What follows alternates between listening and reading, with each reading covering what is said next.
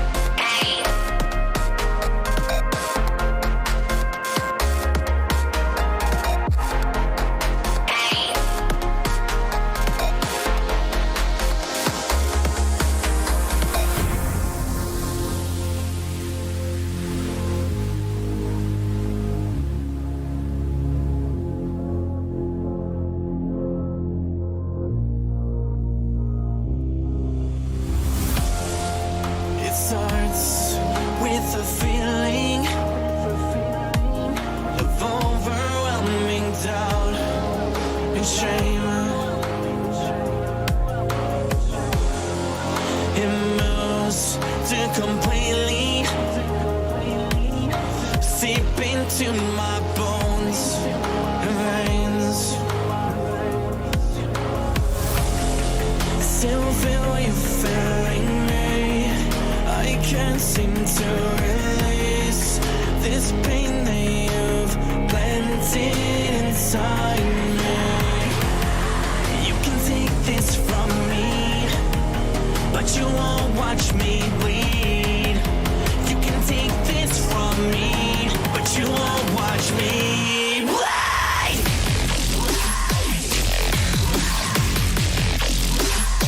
You won't watch me bleed.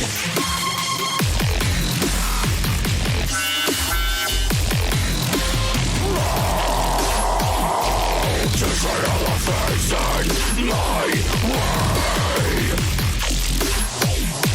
I will come to show you crazy.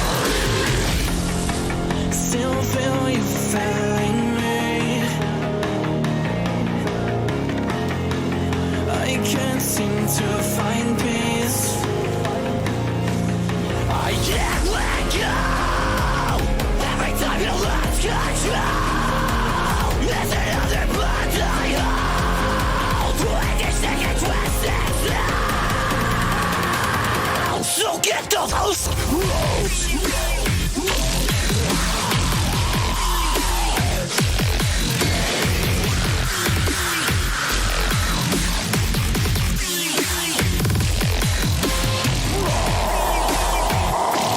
Just right on the face in my way. I'll show you crazy. It takes some time to realize it's not your fault. It took me time, my whole damn life, to find the power that's in my hands.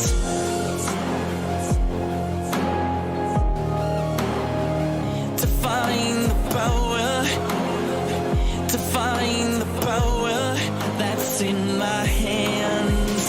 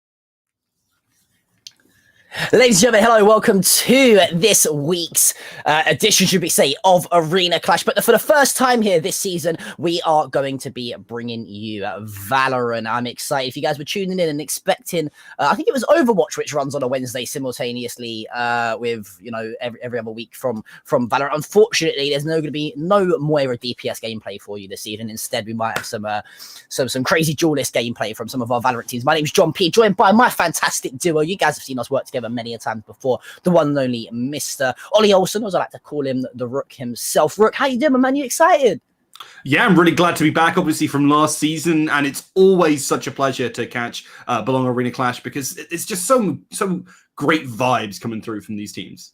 Yeah, for sure, definitely. Well, speaking of those teams, why don't we go ahead and take a little look at our fixtures that we have got this week. Now, one thing to mention, these are not going to be the games that we are watching today. Oh, imagine getting through 5 best-of-3s in one day, Rook. That would be a long... We'd have to have a brimstone stim beacon or two, to say the least, throughout the broadcast to get ourselves through it. But as you can see, across the board, some of your favourite cities and venues, or should I say arenas, from across the United Kingdom will all be competing this weekend. We've got Preston and Fulham, New Street, the Bruisers, Wolves, that's top of the board. And you can see it all the way right down through to the Bristol Smugglers taking on their opponents, for example, this evening. But either way, Rook, I am excited. Some tasty games, to say the least. But we've got a banger of a game ourselves to compete in today. These two teams, you know, we took a look across, and we could probably have early contentions here for two sides that you could say are two of the strongest in the actual competition itself. Yeah, absolutely. I mean, Stratford Spartans versus Leicester Raptors, I believe it is. Leicester Raptors Scavengers coming on through. And honestly, it's, as you say, a really interesting match coming on forward because we've got the first seed versus that fourth seed, one of the closest matches that we're going to be able to get in this early point. And in terms of ranked, I think you were looking at it, a lot of immortal players coming on in here. So you're going to get that high level of competition, and that's so good to see. Yeah, of course. You know, sometimes when we talk about tier 2, tier 3 competition, which of course is where these teams are playing and spend most of their time, we can sometimes see quite heavily one-sided stomps, you know, quick 2-0 fashions in the score lines of the likes of 13-0s all the way up to the 13-4s, 13-5s, for example. So hopefully, fingers crossed, although the infamous saying is ranks mean nothing in Valorant, because I've seen some speed demon silvers, you know, find one taps. Yeah, I'm looking at my girlfriend who's in the chat. Absolute speed demons back in the silver elo. But let's take a little look at these agent selects, of course, as we've got 20 seconds left going down. The likes of Astra coming in for the side of the Raptors. Probably Haven, the only map where Astra's still viable to play on the controller. On the side of the Spartans, though, they've elected to go for the more familiar Omen pick this season. Yeah, I think that makes a lot of sense, right? You want to be able to have access to the Omen, I think, because being able to kind of teleport around and maneuver on Haven is so darn important. Astra, yeah, she's great here. She can be absolutely fantastic in terms of covering a lot. But I think the real issue for me here is how good Porridge is going to be at that Astra, because there's a lot of difference between a good Astra and a bad Astra. And on a map like Haven, the map where she can be successful, it's because she can keep all of her fingers in all those different pies, in all those different sites, and really manipulate the opposing team. Now, Porridge is going to be able to do all that while managing to pump out some of those numbers in terms of frags. And that can be really, really difficult. Yeah, I think one thing, though, for the side of the Raptors that we've got to take note and mention is, of course, the difference in instead of having the Sova, like Melody is running, of course, for the Spartans, we are now seeing, well, I was about to say, the new agent, which is, of course, not the new agent these days because we've had Harbour added into the game, but the former new agent, the not-so-new, not-so-old agent of Fade, should we say. And I think Fade has really changed the meta of competitive play, in particular within esports and high-level games as well, because it's such a useful agent to run, so much good utility. You know, those haunts for revealing the location on sites, they can be super OP, they can reveal inside smokes as such as well, and it's just such a good bit of kit. You've got the Prowlers to work with as well, and that Nightfall ult for a retake to find the pinpoint location of exactly where everyone on the site is always useful to have. So be interesting to see. Other than that, it's a pretty much an even matchup apart from the Euro and the Jet as well. We've got a Breach in the Chamber on either side, pretty much standard stuff here on the likes of Haven. But here we go, map number 1 of series number 1 here for the Arena Clash of Valorant. It's the Spartans versus the Raptors. Oh, wow. Polar Q9 already up and aggressive, takes that first player off the board.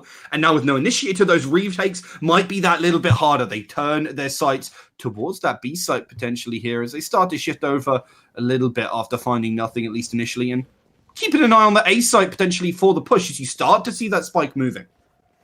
Yeah, slowly but surely, it does look like the Raptors will be making their way over towards that A site. And well, there you go. The execute does come onto the site. Completely uncontested, though. Smokes go down default.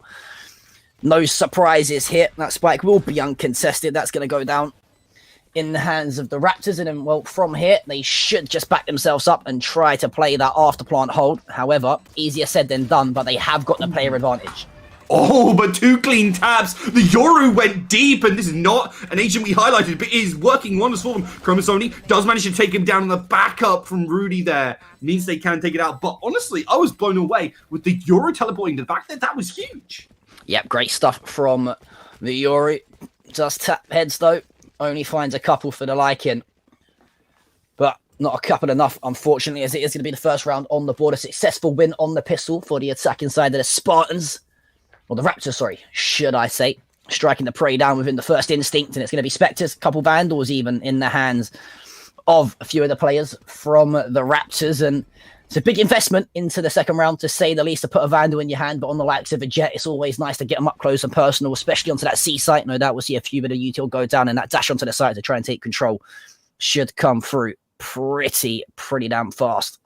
Yeah, Polar Q9 was the player who really spearheaded the approach on the previous on the previous round, so should be able to get a lot for their team. No utility at all on that C site. They managed to sneak on in and get control instantly. There is a player in Garage who may look for a peek on out, but the rest of this has been completely taken control of. That's a good contest. Nice shots coming through from Melody, but it's not enough. Tiny, however, will upgrade, but the spike will go down, and this is where things become really hard. Pushing into these Spectres, that's not where you want to be, and with a Vandal to hold down some of those longer angles, it gets harder and harder with every passing second. Yoru going to teleport deep into the site yet again and could make a big splash, but as the rest of the team is ready and getting up, ready to push up, the shorty actually works wonders, but takes a lot of damage and eventually gets felled there. Really nice plays by the attacking side, but some good spray from Tiny could deny, but it's not enough. Yeah, but that's a big round for the defenders, though, because that's going to pretty much extinguish and shut down any potential decent bonus round for the side of the Raptors. Instead, you can see they're pretty nigh on broke. Just a Vandal investment coming through from Fate as well, I think. I've got the... I'd probably like to see Polar Q drop this Vandal over to one of his teammates and then maybe use the likes of that older... Bladestorm, of course. Jet's so useful with someone that can aim as good and click heads like Polar Q can. It's always useful to have that bit of utility and kit to work with. But a steady 2-0 start there. It looked a little bit dicey and ropey at times for the side of the Raptors, but they convert the anti-eco on the bonus nevertheless. And Polar Q, oh my god, the aggression. Yeah, love to see it from this Jet here, who's playing so far forward, but denied by the star player so far, at least of Ryama on this Yoru. But that Stinger works wonders, and Bobby, I mean, even with that powerful weapon, cannot seem to do enough. Ryama trying to set up their team. Those flashes do nothing but buy them a little space. And 1 versus 4, look, it could be a highlight reel coming, but it's unlikely. Just absolutely bamboozles their opponents right now. Goes for the fake again, gets a spray, but it's not enough, and Porridge gives him a dose of what's good for him. Yeah, well, for Porridge, it's shooting practice to say the least. There's a 3-0 start. A great win on the first buy round across the board for both sides. And well, I say a full buy round. It really wasn't, was it, though, Rook, for the side of the Raptors? And it was the Stinger that did the dirty work. And look, I have a love-hate relationship with that gun. When it's used against me, that thing clicks heads. Many of my teammates in ranked can vouch my words here. And well, with that recent update, that thing just does not miss. It shreds at close range when you can get up close and personal, and that's exactly what has happened so far here today. But back to the A site we seem to go here for the side of the Raptors.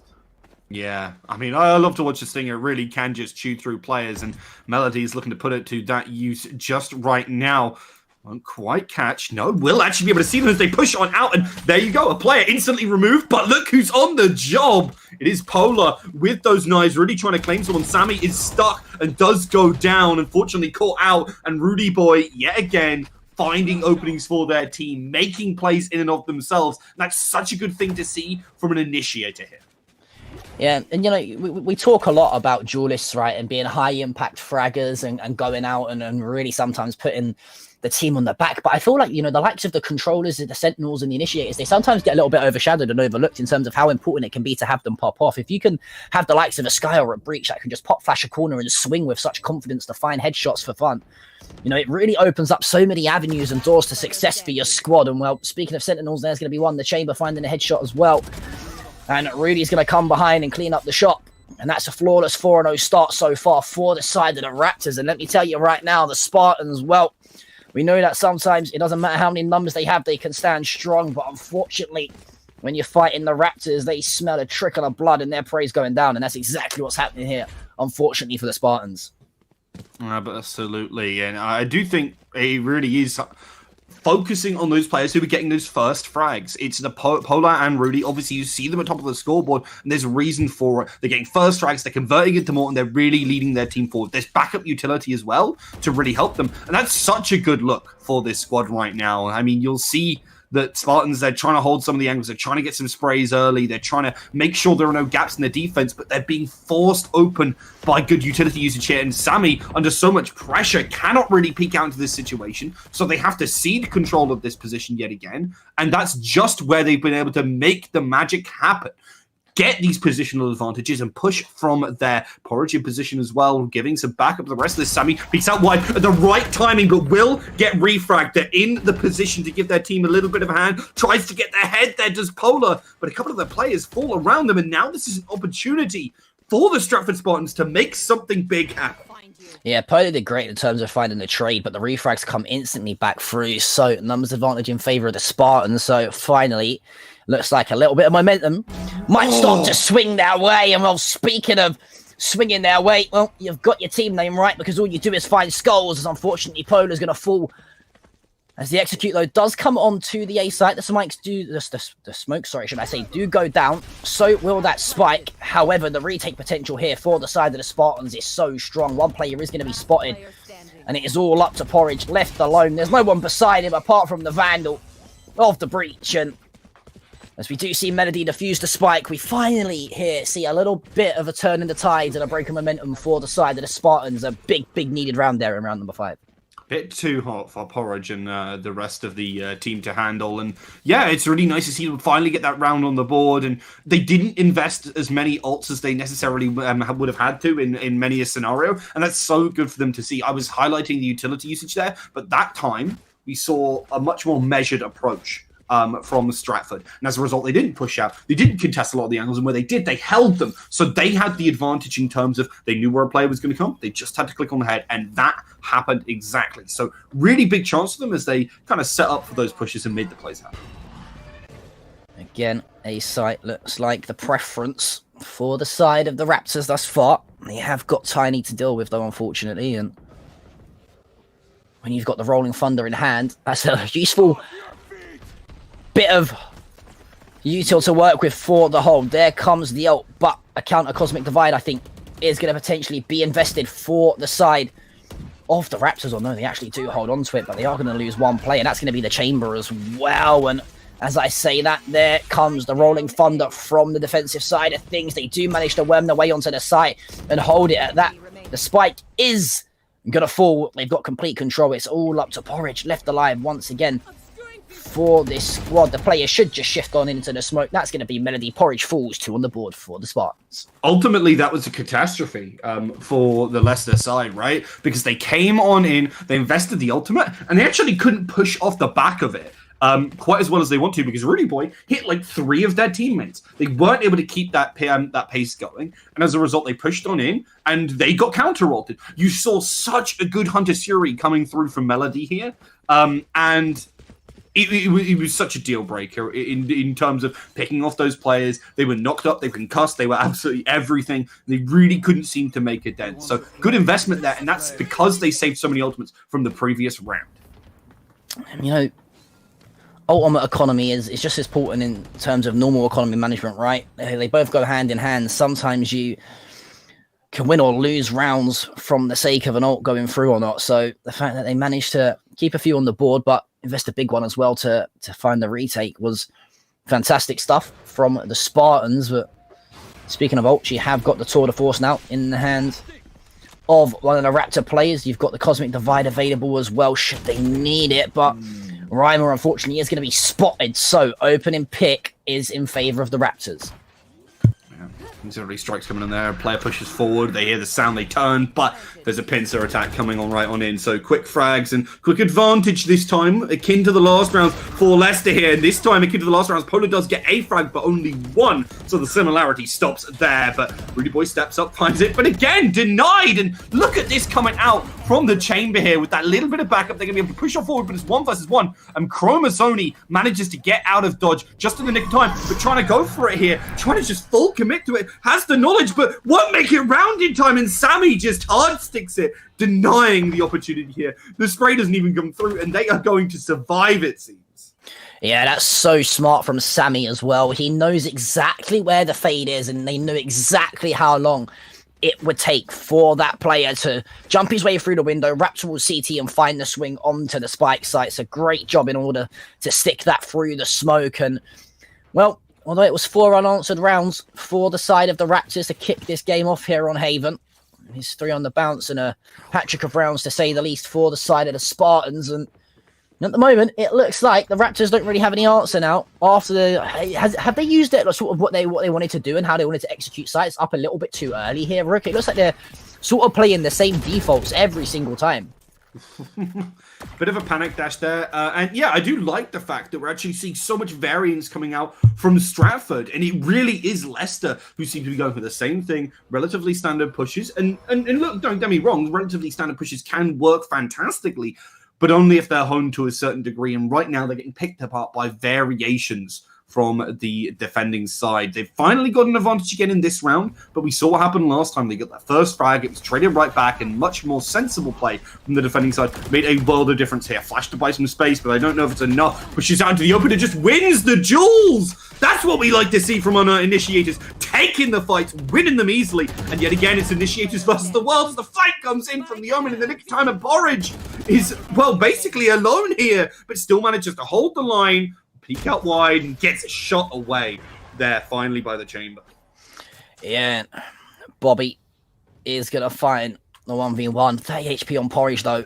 Did great to even find 3 in that situation. Just couldn't hold the nerve, though, and find the taps on to Bobby. And, well, they're going to secure the 4th round on the board. And, well, you give me 4. Anything I can do, you can do, Raptors. The Spartans can do just as well, if not better. So, 4 for 4 here within the first 8 rounds of this map number 1. You've just joined us, Arena Clash. I want to say week number 1 of Valorant, but it's week number 1 on stream, we could say, of Valorant so far. Here, Rook, myself, John Pete, joined by Rook, and we've got the Spartans taking on the Raptors at the moment, and what a game it's been thus far. Can both teams maintain this pace, though?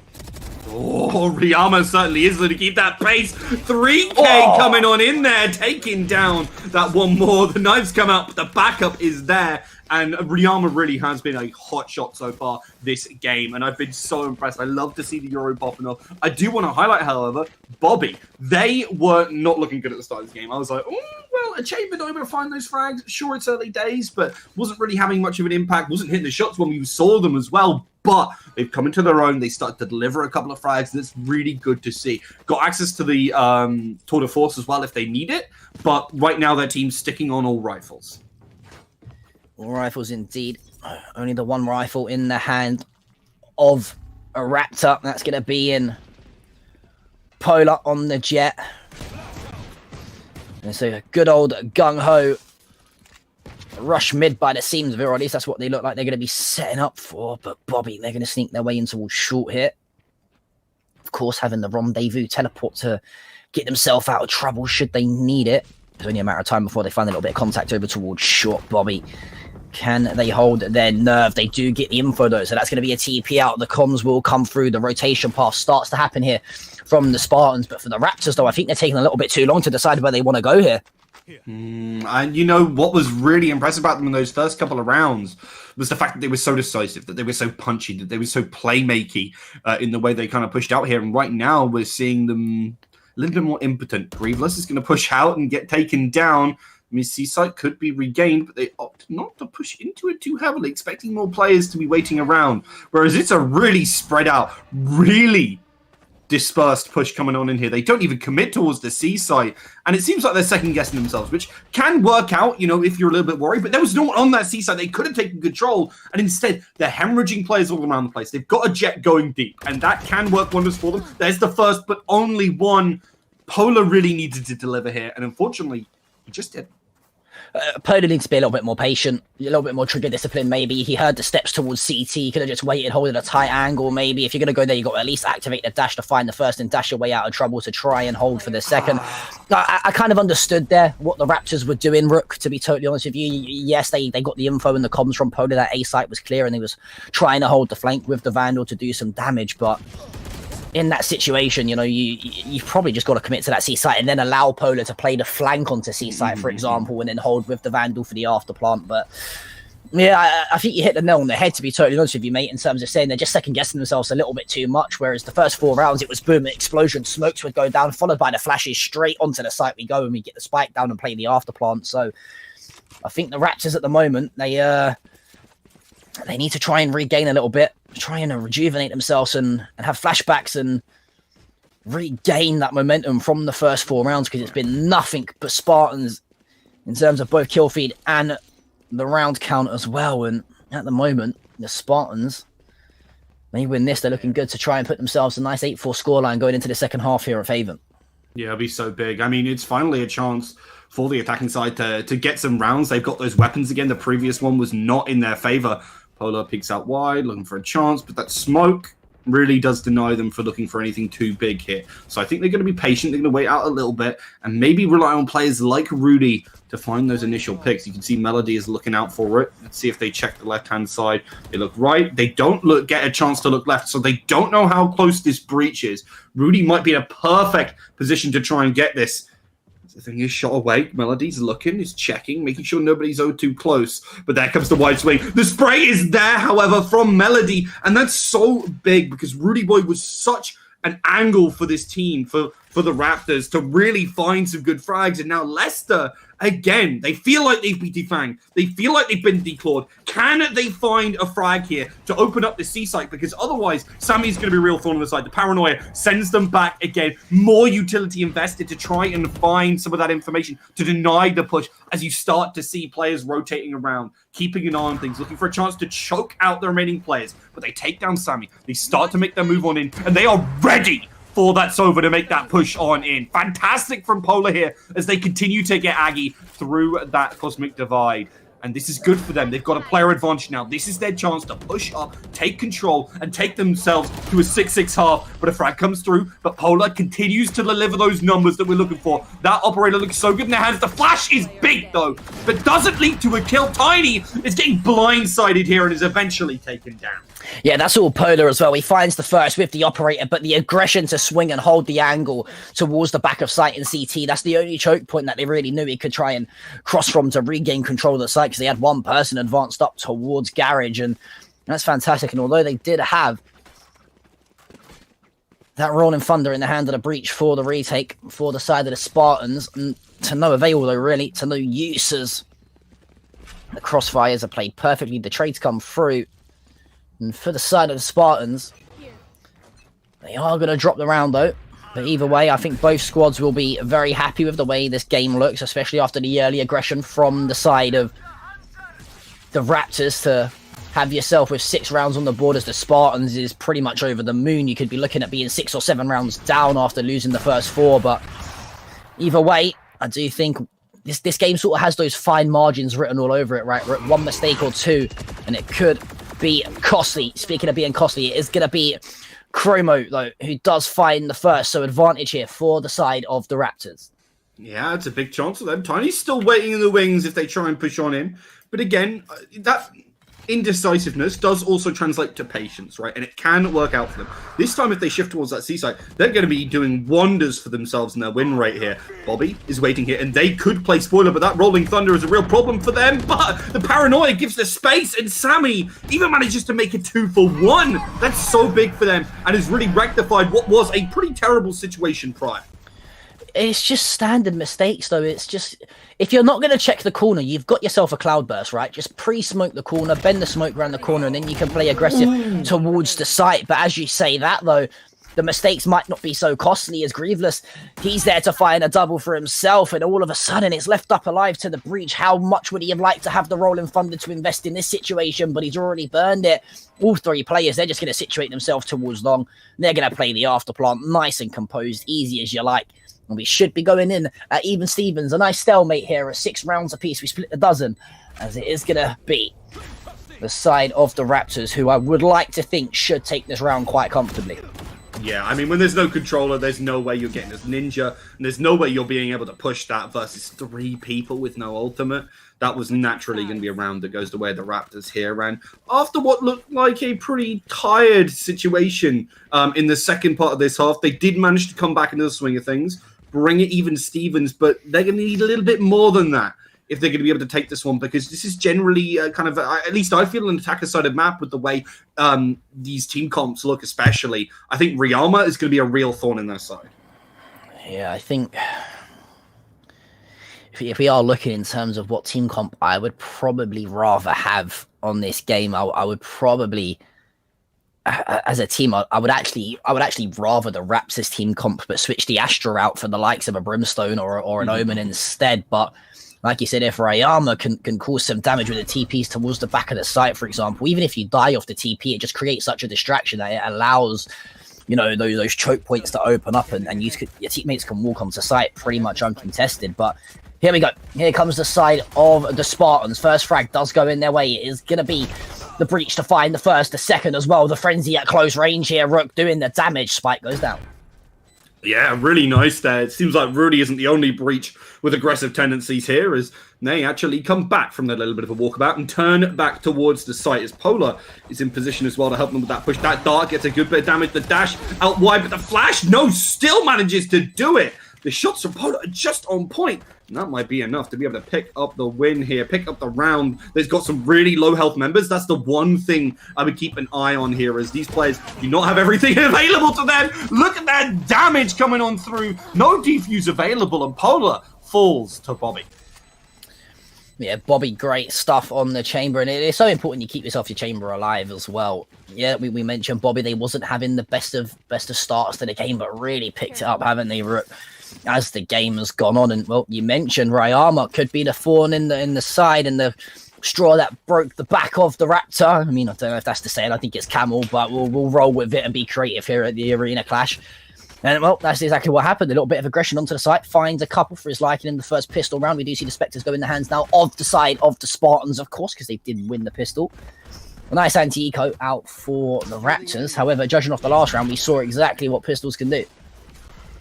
Indeed, and again, here comes Ryama with a potential play here. The flash forces Porridge out, but they are ready for it. They know the kind of shenanigans that come out from these.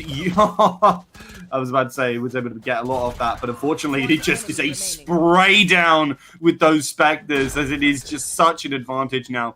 Sony's looking at this one and going, well, I guess I have to push. I don't have anything to lose, but really wanted to maybe have some of their teammates to help them here. That's sort of the downside of playing with the Yoru, is you can sort of almost predict 9 out of 10 times what the entrance path of the Yoru is going to be. It's going to be obviously a TP towards the back of site or towards one of the choke points and an angles. You're going to throw the decoy out as well, followed by a flash and then hit the TP to try and gain your way access onto the site while everyone else follows up. So when you're a Yoru player as a duelist, sometimes it's not really so much about yourself fragging and getting kills. It's more about just, like I said, opening up that space, right, and trying to gain control of the site to allow your players to work their way on in. But either way, 2 for 2 at the start of the second half for the Spartans. It's almost like these guys have played mirror matchups, right? You'll take the first 4 in the first half. The Spartans now going to try and take the first 4 here in the second half. But you've got to say, so far, the side of the Raptors, they don't look too well organized here on defense. But then again, we have only seen the pistol and an eco, so it's not too much to really go off of. This here, though, Rook, is where they can't really afford to make many mistakes. Yeah, I think it's going to get more difficult as well because, I mean, look, Yoru is not the most powerful, but what he does bring is that chaos, and that could make a big difference here when they kind of get overwhelmed by the variety of options. You're going to need players to really step up, and I think Polo certainly can. We've seen some great fragging, but I need some of these other players, the initiators I was highlighting. When we have initiators pop off, that's so good to see, and it's so important as well to have various fraggers on your team. You can't just rely on some people, and I think Chromazoni I would love to see this fade really popping off, but we're seeing it come on through here. Grieveless over on that chamber is able to find that first frag and deny some of that chaos from happening in this round, and instead sets their team up well, because when you've got the player advantage, those rotates become so much easier. Yeah, and it just allows you to just sort of dedicate one person to each solo site, right? You'll get the information, then you at least know you're in a 4 versus 4 retake regardless. But for Rudy, he's going to deal with the first point of contact. It's going to be Bobby. However, the Sage is there sat holding the crossfire, and when we spoke about Rudy, it's important that your initiator can pop off. Not only done great in terms of flashing and finding the util damage for his team, he's working his way onto the sites all the time as well. Porridge, though, does get tagged up. Can the Sova find the jump shots? Is going to swing. Does the Stinger out in great fashion. Bobby's got to find the kill. Does Melody gets one with the Stinger as well. And guess what? The whole round's falling apart here for the Raptors. And I don't know if it's not much of a meteor strike trying to extinct them off the map this time around. It's at least the Spartans to try and do that, though, as one by one they begin to fall. And it is all up to Chromosome, though, in the 2 versus 1. Full util to work with. But that time on the spike detonation, that's already ticking through. Yeah, and again, no controller. It's going to be very difficult to actually try and go for any defuse in any way, shape, or form. They can wait, they can delay. They've got the Sova as well. They've got so much coming their way. Paranoia comes on in. You cannot see a thing. You try and spray, but Chromosome is well aware that there's very few things that are going to be going their way. Does actually manage to land a shot onto Melody there, but I think very sensibly, Sammy's just sitting in the cubby going, okay, well, I'm not messing around. Well, yeah, he just plays the time exactly. That 9-6 now in favour of the Spartans. And yeah, are we sure can we get a check from our producer that we are not just running the rounds back exactly, but we've just switched the team names over every now and then? Because that's it. That's exactly what it seems to have looked like at the moment. The bonus round successfully converted, and that's just plainly off the back of Melody right there, to be totally honest with you. Rookie finds the first off the trade in towards Garage. He then finds the second with the Stinger as well. So as soon as that Vandal goes into their hands and they have spike control, Sammy found a huge kill as well. The Omen on towards the back of the site. I think it was on Porridge who fell. And now it's all up to the Raptors to try and answer this onslaught and flurry of fast rounds at the start of half number 2 here from the side of the Spartans. Yeah, I am honestly really interested to see if they can get something to kind of open up here. I think relying on players like Polar is going to be very important. And I think a Marshall is a great way to kind of do that on a budget. Obviously, they don't have much in the way of economy, so they're going to be forced to be in that situation. But if you can get that Marshall, get a couple of frags, and then upgrade to the Operator, that's where this defense can really turn around. Can is the emphasis, right? Because you need to be able to play that effectively. And I think it could be a problem if they can't play around that well, because the utility so far in terms of the smokes from Sammy, look, Sammy is he's not the highest on the scoreboard, but has really been on top of things in terms of placing those smokes and playing around them as well and communicating with their team. That's been so darn big for them. Smoke goes in from the Astra this time and provides themselves with that little bit of space. Goes right on by like 2 ships a night with the Yoru flash there. And as a result, will be absolutely fine. It was actually the decoy that just walked straight through the smoke. So they like the they kind of cottoned on to what the side of the Spartans are executing. But unfortunately for them, they've only got Chromosome and now joined by Polar alive on the A site, because that's the site of choice though in this round, number 16 for the side of the Raptors. First frag though, you mentioned with the Marshall, it's an Operator on a budget, does find the first, but Bobby instantly there to trade back. Chromosome on site, but everybody else is hiked away. They're looking for a chance to maybe strike out on that C site, and I think it's a really important thing to be able to try and do. But with Porridge waiting here with the info coming their way, that's going to be big. Porridge makes the call and the information has been relayed. The rest of them starting to come on towards. No, they don't rotate. They don't fall for it at all. Porridge communicates that no one's actually made the push, and that is so big for them now. They're going to have players waiting on that A site still. They're going to be ready for a potential push towards the B site. They can collapse on that with relative ease. The push is starting to come in here. You see the players coming up. The shots are landing. That's big for Melody. And it's so important to be able to do. They're finally getting those frags they so desperately needed. Now it's 2 versus 3. And Melody's even pushing up aggressively here. Wants to catch one of them off guard. Just one kill would almost seal it in the books. Readless getting ready, looking for a chance, doesn't know where that Sova is checking for it, though. No, turns away as the shots whistle past their head. Grievous position given away, and Melody jumps on it. That's a tune they love to hear, and now it's a chance for the attacking side to pick up yet another, in spite of what looked like a bad start. They managed to make it happen, and Porridge, he's struggling to find an opening. He does get a spray, takes down Tiny, but there's nothing more waiting for them.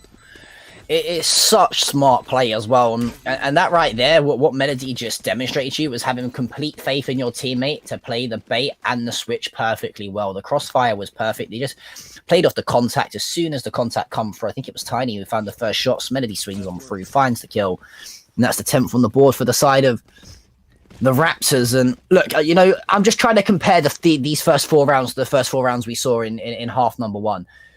In half number one, we saw the Spartans at least be quite competitive in the rounds. However, so far, these first 4 rounds, they've been nothing but a Spartan onslaught so far on the Raptors. And well, now here comes the aggression towards mid, but they're going to be met with nothing but util in the faces. And once again, Bobby, they're going to find the first pick.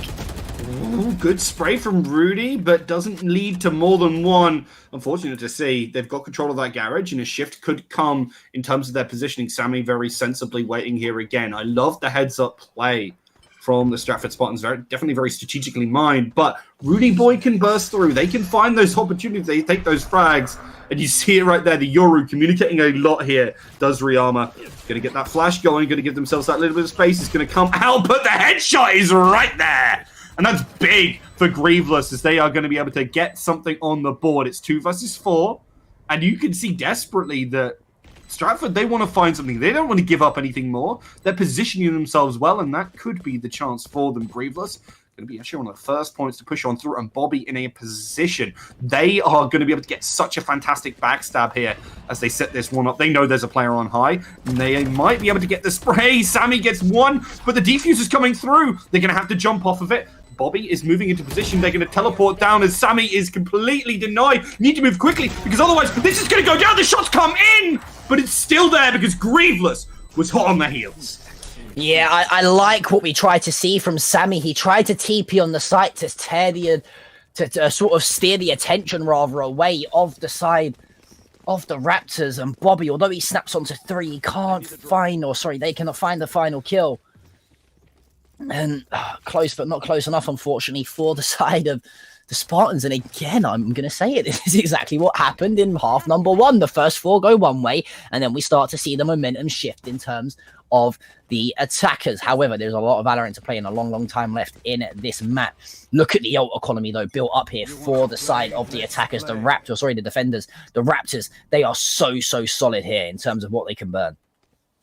You know, it's a good position to be in. Let's see how they use it, whether they use it effectively or not, because they were a little bit slapdash at times, but that also was their better side when we saw them just so aggressive and so fantastic in kind of how they make things happen individually and stuff like that. That manages to open it up on the other side as well. Polar does get another, and Gomez only even takes one off the board. That's a rifle in hand, and will look like a chance now. Looks like very little for the attacking side. Bobby has that tour de force, but they might be taken for a ride if they try and find anything here.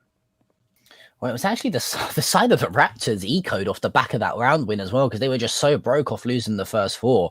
And they've somehow managed to find a flurry of 4 kills. And although the spike's in the hands of Bobby, we've seen them do crazy things so far in this game, but to put off a 4v1 here, it's going to be a tough task to tackle. Let's not count them out just yet, though. With the tour de force in hands, there's always a chance. Spike does go down. Yeah, I mean, could definitely find some frags, but this has enough bullets, but unfortunately only 1 bullet we need to take them out. 7 rounds, moving up to 8, and they're keeping that gap relatively small here. Good stuff as well. I mean, it was an even first half. The question is how they're going to be able to get this defense going that little bit more. They've got weapons in hand now. They've got access to those ultimates. This is exactly the kind of scenario where things really start to turn on their head. They don't have... No, they do have access to an operator on Grieveless, and I think that could be a big deal breaker if you've got access to the ability to shut that C site down. with most teams not opting to push onto that piece, so this map becomes a lot more predictable in that way. And I think that's a big change that's going to happen in terms of how they're going to approach that kind of chaos that originally we saw Stratford trying to sow and hasn't been quite so successful. They've just been winning through pure playmaking ability. And I mean, I think for the side of the Raptors, they're quite heavily reliant on their main fragger, which is, of course, the Jet. Polar really playing well at the moment, but well, as I give one credit to an agent that usually has an operator in the hand, the other operator agent has a thing or two to say about that. Group is going to open the fragging hit. First pick does go the way of the Raptors, and now numbers advantage in favor of the defensive side. And the Spartans, they've just got a few questions that they're starting to have asked, and at the moment, they've not got no answers to them. Have it indeed. Riyama pushing up alone, only Spectre in hand. Sammy with the Vandal, but this is the mid area, not where the rest of the team is pushing. However, it could be key in terms of how they get control here, but Polar denies that push, takes down the spike carrier, and again, that's another thorn in their side, another deny of that momentum. Sammy's waiting right here.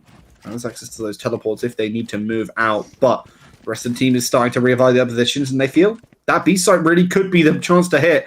I think there are very few other options available to them. The only problem is they don't have much in the way of utility. They have those smokes, and that is big, but what else is there? And Sammy makes sure that they don't lose too much here, moves into an upper position, and gets ready for the rest of their team. The Nightfall comes on through, they're going to know, and now that higher position doesn't have quite the same effect, but Sammy still takes down one, but then there's only one versus three, and Sammy cannot see a thing. The teleport to get out of there, to reposition, but now they know exactly where they are. With the rest of this coming on forward, Porridge is just going to stick it. The shots from Sammy are good, but not enough, unfortunately. Yeah, still to find three in that situation is not bad, but unfortunately doesn't find the spike diffuser for the spray through the smoke. Mine on the board now hit for the Raptors. Probably the last buy round that the side of the Spartans can string together before they're forced to eco for a round or so. So again, the momentum very, very much shifting here in favour of the defensive side, and it's really been a battle of once the defensive team have sort of got their wits about themselves and figured out the way that the attacking side wants to play. It's been more so the attacking side that just haven't been able to get their mojo back or string any executes together. But I like this here though from Polar. They've got a player playing close to him as well. And that's going to be the fade. The attention should really be turned. He gets the first, dashes his way out of trouble as well. So first pick again in favour here of the Raptors. The side of the Spartans, well, they're just falling apart here at the moment, Rick. Yeah, they're not able to find any sort of the dynamic play that we saw from them before. Sammy is stepping up where the rest of the team can't necessarily deliver. I think Riyama in particular, looking like an Ajama here with the kind of lack of instinctive play, trying to make those kind of set Yoru plays coming through. And as you kind of highlighted before, it's not enough to make it happen. Trades back and forth. But still sight control coming on through here. The Hunter's Fury to try and pick one of those players. Gets a hit coming on through. Sammy manages to go down there. But the defuse not done yet. Bobby, they are in prime position to try and deny this one. Rudy Boy goes down to a sliver of HP. And Bobby has to reveal themselves only to fall to Porridge. And that's just right for the defending side. Yeah, perfect as well. The positional play and the trades were great for the side of the Raptors. So close, but unfortunately too far for the side of the Spartans. And there we go. There's the first four on the board for the side of the Raptors, but four back in quick succession for the side now. Oh, sorry, the Spartans now four back in favour of the Raptors. And honestly, you could really not ask me to predict which way this game is going to go. I think it's more so who wants to lose this game and who wants to win the game more as to who will take this map number one. You've got to say, though, a stellar performance from all 10 players on the server thus far. Polar has got the operator in hand now, though.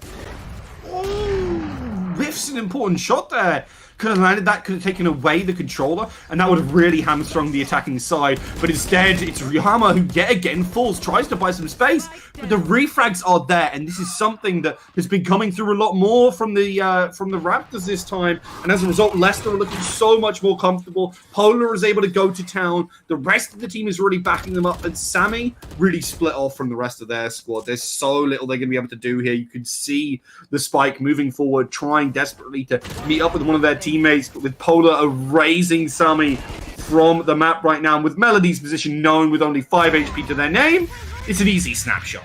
Yeah, Polar's so good with the operator in hand. Honestly, we've highlighted the Jet being such a good player so far here for the Raptors, but when you've got like the double op setup, for example, with the Tour de Force and the operator in the hands of the Chamber and the Jet, it's just such a nightmare duo to try and live with. It really, really is. But 11 on the board here for the side of the Raptors. Can the Spartans do something here? If you're the Spartans, what are you saying to yourself? How are you getting yourself back into this game? It's a question that's definitely playing on your mind, and I think it needs to be to focus better on how you're getting those first picks, because right now you're letting Riyama go forward, and Riyama is finding nothing. I think it's better to maybe let Riyama play a more split pushy style and let the rest of the team really lead the charge, because we've seen lots of them step up. We've seen Sammy deliver. We've seen Bobby. They have been on fire in some of these rounds, but it's just not been able to land, and I think this C site is an exercise in futility so far. Yeah, and I mean, everything that's been thrown the way of the Raptors, they've thrown straight back in the faces of the Spartans, you can say. Although, a change of pace here for the side of the Spartans, they sent some early presence over towards that C site, took the foot off the gas ever so slightly, though. It looks like they are going to regress over towards Garage. Grieveless finds the first, gets the info that the spike is over towards the middle of the map as well. Rendezvous his way out of trouble now. Can Bobby try and do something to even up the numbers here? But again, it's just a little bit too slow here from the Spartans. The control's in favor of the Raptors, and yeah, okay, cool, great. They get control of the site finally, but they're going to be met instantly with an operator in the face from Polar, and it's going from bad to worst here for the Spartans. Oh my god, and Polar is the source of 90%, frankly, of their problems. With shots like that, picking up the knife straight away, turning their focus, they've been eating their Weetabix, frankly, and they are on the ball, and this is so good to see. Whereas a player we thought was going to be a star player was really going to highlight this team in the first half. Riyama has not been able to deliver. The rest of the team has not been able to step up in a lot of ways to find that sort of playmaking ability, and it really hurts, right? And it's difficult, don't get me wrong, especially on this Chamber at times to make that play happen. But Bonnie has been showing, Bobby has been showing some absolutely fantastic plays. It's just not been enough to take them across the line right now, and you can kind of see that on the scoreboard. Well, of course, we've still got at least one more map after this. One thing to mention as well, though, Rook, this is the Spartans map pick. They picked into Haven. We're going to be heading to Bind after this, which is the pick of the Raptors. So you'd like to think if they can get the work done on a map that they're not the biggest of fans on, then they can get a map done that they very, very much like. But finally, the Spartans do get themselves onto site. Sorry, all 5 players are alive, and they have got the numbers advantage, but instantly, that's wiped straight back out. Riyama is going to fall. Yeah, again, another problem coming through for that team, but with some good frags, they're not too far behind, and that's the opportunity they need. But look who's stepping up. Polar, yet again, swaps over to the rifle. 1 versus 3. If anyone could do it in this game, it certainly is them. They've been putting on a clinic right now. Let's see if they have the right medicine for the situation as they slip on forward, and now meet their first point of contact on the left here. Sammy is right through here. The spray comes in. They take down 1, looking for more. Has access to that dash. Really wants to try and go for it. But the timing, the headshot, the cancel on that one is so big. Is turning away from it. Taps it again. This time they're going to peek out wide, but the shot is landed running, frankly, by Bobby there. Such a godsend for this team. They are still in it for now. That is a ridiculous one tap we've just seen from Polar, but even better was the hold of the nerve from Bobby. Big moment. Doesn't swing off the contact to try and get the trade. He just plays the timeout, and they end up clutching the round up. We head into the final round here of regular time on map number 1 of Haven. It's been a nail biter, to say the least. It's been a close affair. Is that 30? Am I correct in saying that Polar has nearly got 30 plus kills here in this map? That is ridiculous for the Jets. Such a strong player. Yeah, I think on this map it can be especially hard because, not everyone's always in the same position, but they are just making it work.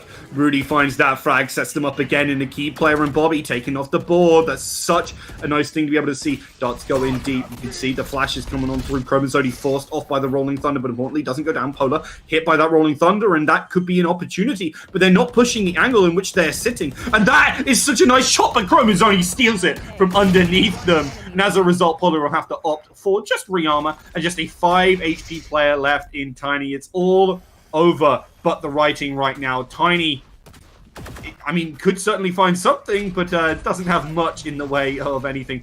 Maybe looking for a chance here to play something a little bit spicy with all those shots, but it's the shorty that finishes it off.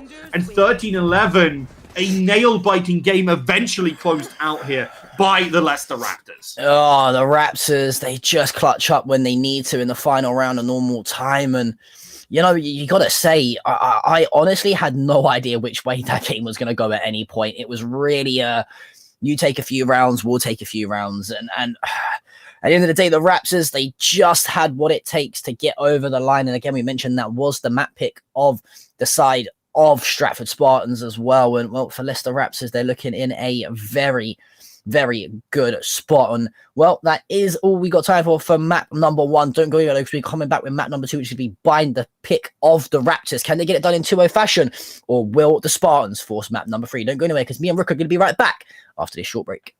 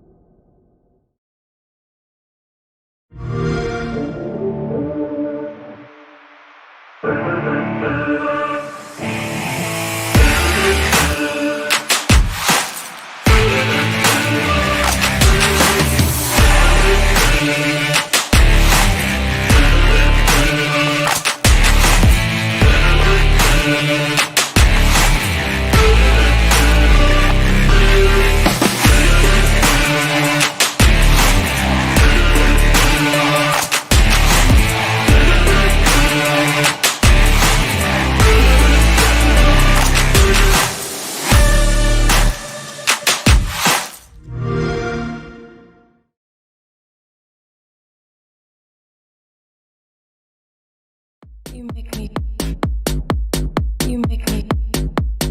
make me feel like a bad girl. You make me feel like a bad girl.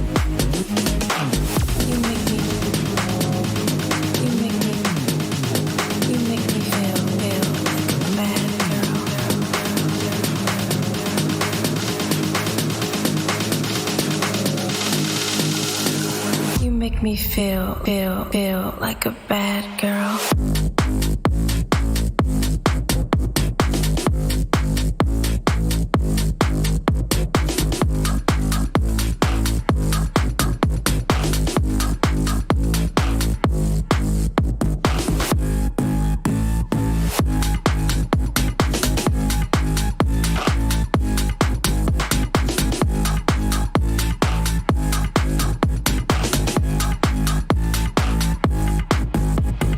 Feel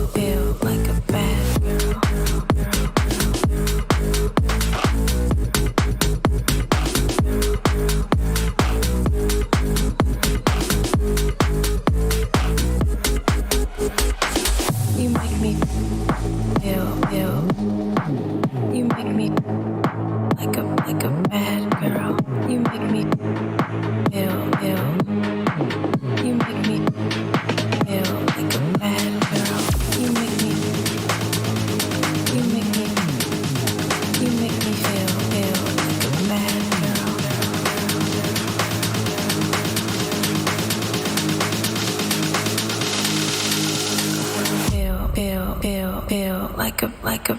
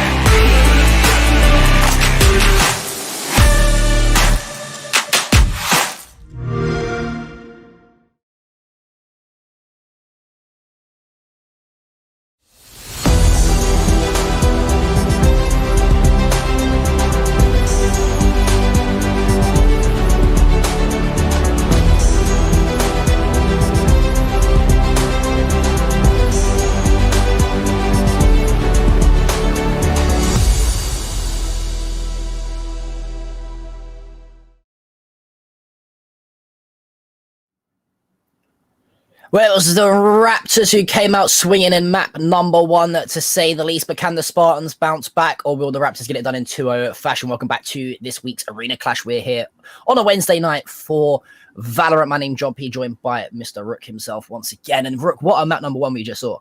Yeah, honestly, a real big surprise, I think, for anyone who's been looking at the standings too.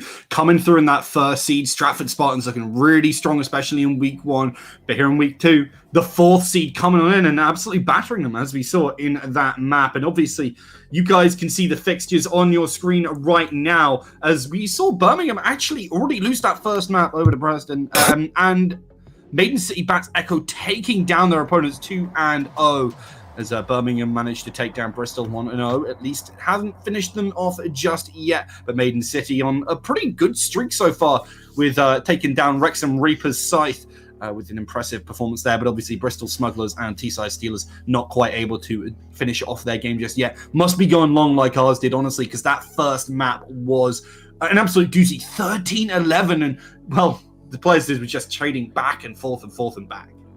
Yeah, we speak as casters, and there's when you get asked as a caster or an analyst, what kind of series do you want to see? There's always 2 answers. Half of your brain's telling you, let's get a 2-0 so we can get out of here early and enjoy the rest of our evening, all right? And then the other half of your brain is saying we want a really nice competitive map where we can actually feel like we're doing our jobs and not just say, well, he got a kill, boom, boom, pow, the round's done. It looks like we got the latter this evening, to say the least, but I do think we are just a few moments away from heading into our map number 2, which is going to be on bind here between the side of the Stratford Spartans and the Leicester Raptors. And, well, here we go. It's bind, Rook. Talk to me. That's a pretty classic bind strategy, coming through with the Viper and the Brimstone here. Very European style. Obviously, Fnatic playing stuff like that and really opting into it. But importantly, no Sage, instead going over for that Chamber, which, I mean, Chromosoni played well on that before. Not surprised to see it. And I love the fact that this raise is coming out from Polar as well. I think this will be really exciting to see here on this map. Over on the other side, still got that Brim, but got a double initiator potential look up here with the Fade and the KO. And this is such a great way to be able to force your opponents into difficult positions, because that utility can be absolutely destructive. Yeah, I think this sort of goes really 1 or 2 ways. Usually on bind, it's usually double initiator or double controller or double sentinel, right? You rarely get a double duelist set up in the likes of a bind, for example. Ray's always the duelist of choice. Both Polar and Ryam are going to be picking that Tiny, though. Switching over to the Fade this time. It's going to be Melody dropping the Sova for the KO.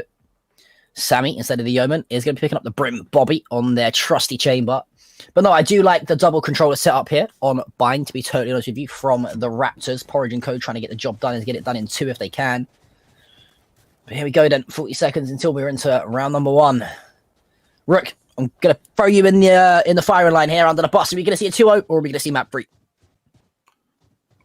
I think we're going to see the map 3, because I think on a more standard position, Ryama will be able to, in a more standard agent, Ryama will be able to have more of an impact. And I think that was the big deal, right? We saw glimpses of what they can do on map 1 right at the start, when they were really fragging out, when they were making all the plays. And I think here on a raise, they'll be able to do that again. They're not as predictable as a Euro can sometimes be, and that could be all the difference they need. I mean, we saw it went 13-11, even with them underperforming slightly. Here, it could be a stomp, honestly. Could be a stomp. Might be a stomp. Who knows? But we're heading into round number 1 here between the Raptors and the Spartans. It's the Raptors on the attacking side. The double satchel comes straight through from Polar. Only a single satchel at that, because it's going to be a shorty to the head of Bobby. But unfortunately, they hold their nerve. It's going to be the first 2 frags that go in favour. Make it the first 3 frags that go in favour of the Spartans. And so far, it's been nothing but a bloodbath in short, and a bloodbath that the Spartans win. Wow, I can't believe they actually managed to keep some of those players alive. So low health totals on both Tiny and Bobby there, managing to make it work. And I think, honestly, impressive that they managed to hold their ground with so much utility coming their way. And I think the Fade was a really big part of it, because Tiny was able to back off, get a lot of info for them, and set them up well. Really nice round for them, and able to get a lot of economy going early. A lot of economy, to say the least, seems to be building for the side of the Spartans. Of course, that is because they won the first round of the pistol, so they'll pick up a buy. The anti-eco, of course, standing, or the eco round, sorry, should I say, standing for the side of the Raptors. I'm going to judge the winner on this map by who wins the first 4 rounds. I think that's the way I'm going. If, you know, lightning strikes twice, at some occasions it can be said to do so. Well, I mean, the people who won the first 4 rounds, I believe, were... Yeah, no. It was Stratford Spartans. They lost the last map, buddy. I thought it was the Raptors that won the first. I don't know. Raptors won the first 4 rounds because Riyama went to town, right? Oh, yeah. You are so correct. it might be the other way around. We don't know. We don't know, all right? We don't even know why we get paid to be here at this rate, honestly. But either way, Tiny making some easy work with the frenzy. Finds the first 2, can't find any more, or, well, maybe can. Oh, Grieveless, some risky shots there, but Bobby comes through to clean up shot. 2 for 2 for the side of the Spartans, and that's the start that they wanted. However, we've seen this before, though. Yeah, I mean, we have seen it before, and that's the kind of thing, right? We saw Riyama and co really step up, pop off in these first 4 rounds, but it might not necessarily need anything. This time, though, Tiny is on a tear, and I think that's a big thing to be able to see, because Tiny had decent performances. I was saying before that we had the breaches both being really aggressive on the previous map, and Tiny was one of those breaches, able to find a lot of frags, and here in the second, if we get a performance like that again, that'll be a huge chance for them. They pick up the orb, but a little bit of damage does tickle on through and take some of those players a little lower than they'd like. Again, this is going to be the map pick of the side of the Leicester Raptors. The map pick of the Spartans going in favour of the Raptors, so you'd like to think they can get the job done on their favoured map. Bobby and Melody going to be the first line of defence here on this B site.